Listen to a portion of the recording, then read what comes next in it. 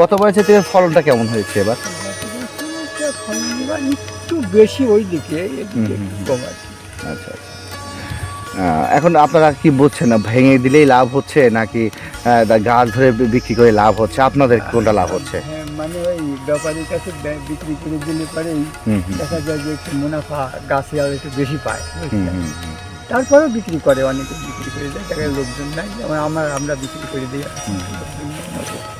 কম করে। এক কথা আপনারা যাতে আপনারা একটা রিল্যাক্সে থাকতে পারছেন, তার মানে আগে তো আপনাদের যখন ভেঙে দিতেন তখন ভেঙে বিক্রি করতে তখন তো রাত জাগা লাগতো আপনাদের।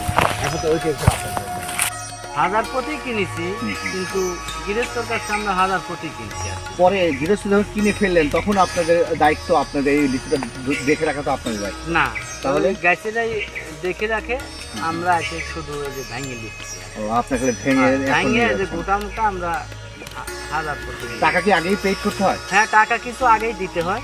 এখন আবার হ্যাঁ, আবার তখন আবার দিতে হয়। হ্যাঁ হ্যাঁ এখন ওই তুলনায় গত বছরে যে দামটা পেয়েছিলেন এখন এই দামে আপনাদের পোষাচ্ছে না এরকম ভালো। না না, ওভাবে আমাদের ঠিক আছে। এটা সিজনের ফল, ঠিক আছে?